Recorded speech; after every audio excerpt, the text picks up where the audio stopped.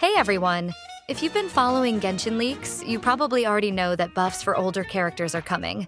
And honestly, this might be one of the biggest updates we've seen in a long time. Today, HoYoverse officially dropped a teaser confirming exactly which characters are getting buffed, and at the same time, new leaks revealed what kind of upgrades they'll receive. We're talking about real buffs here, ones that directly change how these characters' kits work. So, I need to break down exactly what's going on. In today's video, we'll go over all the leaked buffs and who's getting them. Save up to 25% on Genesis crystals at lootbar.gg. To celebrate Genshin's anniversary, you can grab the all-in-one pack and the 6,480 Genesis crystals pack, normally $100 in-game, for just $72 on Lootbar. That's 81 pulls, almost guaranteeing you a 5-star for your account while saving you $28. The process is super simple. Just enter your UID, select your server, and receive your crystals in under a minute. No password needed. Lootbar uses official recharge channels, has hundreds of 5-star reviews, and partnerships with several big content creators that you probably know, so everything is completely safe. Lootbar supports PlayStation 5 and Xbox top-ups. Also, don't forget that the double bonus for your first purchase on each pack has been reset. Click the link in the description to claim your extra discount. New users get an extra 10% discount, while returning users get 5%. First, let me give you some context. If you want more specific details, timestamps are available in the description, so feel free to skip around. But I think it's worth understanding the bigger picture first.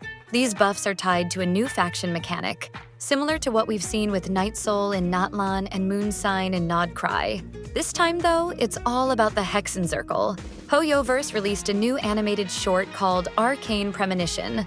At first glance, it just looks like a lore teaser, right? You see 7 symbols on the screen, and if you look closely, each one represents an existing character. The wolf for Razor, the raven for Fischl, a potion flask for Sucrose, Mona's hat symbol, Venti's lyre, Klee's Dodako bomb, and Albedo's tablet. Classic teaser stuff. But then leakers started sharing more info, and suddenly, everything made a lot more sense. This isn't just a lore video. It's HoYoverse, basically announcing a brand new character mechanic system, and it all revolves around the Hexenzirkel. A few days ago, I made a video talking about potential buffs. Since we've known for a while that Mona would be getting direct changes to her kit, over the following weeks, more characters were leaked as part of this buff lineup. But today, not only do we have HoYoverse's official confirmation, we also have specific details about buffs for Klee and Venti. Before getting into what these buffs actually do, you need to understand how they're triggered. Here's how it works. When you have 2 or more characters with the Hexenzirkel trait in your team, special faction buffs activate. Think of it like a faction resonance system, similar to the Moon Sign effect. But this time, it's applied to older characters who really needed some love. The characters confirmed to have this trait are Durin, the new 5-star Pyro support coming in version 6.2, along with returning characters Venti, Klee, Albedo, Mona, Fischl, Sucrose, and Razor. Some fit perfectly lore-wise, Klee being Alice's daughter, Albedo being Rhindaughter's creation, while others are more like honorary members connected to existing ones, like Fischl's link to Mona or Sucrose being Albedo's assistant. Now, let's talk about the buffs that leaked today, because this is where things get interesting. Venti is getting what they're calling a witch form enhancement. After using his elemental burst, his normal attacks turn into piercing Anemo-infused arrows. Since launch, his normal attacks have been basically useless. You only use them to cancel animations or while waiting for energy. But now, he might actually have on-field DPS potential. These arrows pierce through grouped enemies, meaning he can hit multiple targets at once. And since his burst already groups enemies together, that's an insane amount of potential damage. Of course, Venti was designed as an off-field support, and as the very first character released, his kit feels outdated today. So, why is HoYoverse pushing him toward a DPS role now? Will this come with base stat buffs or multiplier adjustments too? There are a lot of questions, and we'll have to wait for the beta to find out, but I'd love to hear your theories. Do you think Venti could actually work as a main DPS now that his basic attacks get Anemo infusion? Tell me in the comments, because I'm really curious about where this is headed. Klee's buff, on the other hand, fits much better with her current role. After every 3 normal attacks, she automatically fires a charged attack. Completely free, no stamina cost.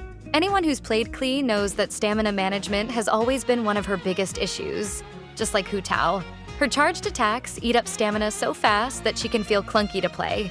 This buff completely fixes that problem by giving her a consistent attack pattern with no downtime. So why is all this happening now? The answer is Durin. This new character coming in version 6.2 was clearly designed around Hexenzirkel team compositions. It seems most of his kit revolves around having other Hexenzirkel members in your party.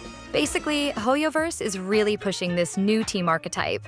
They want you to build Hexenzirkel teams, and they're giving you strong reasons to do it. Community reactions have been mixed. On one hand, people are genuinely excited that characters like Venti and Klee are finally getting some attention after years of being power crept. These aren't just minor number tweaks. These are substantial changes that could make them relevant again. But there's also concern. Some players worry that HoYoverse might start locking character power behind specific team conditions. Still, it sets a great precedent for future updates.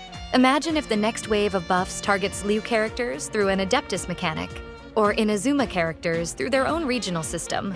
Honestly, ever since the news broke about old characters getting buffs, I've been really excited to see some of my longtime favorites shine again. That said, there's still a lot we don't know. The exact activation requirements aren't clear yet. Is it Durin plus one other member, or 2 additional members besides Durin? How do constellations interact with these buffs? How long do Venti's piercing arrows last? We'll likely get answers to most of this once the beta goes live, probably around mid-November. Until then, it might be smart to start saving some Primogems if you're interested in Hexenzirkel synergy, because Durin's looking pretty essential for making this all work. Let me know in the comments what you think about these buffs. Are you excited to dust off your Venti? Or are you more worried about the team restriction aspect? As always, don't forget to like and subscribe to the channel. See you in the next videos.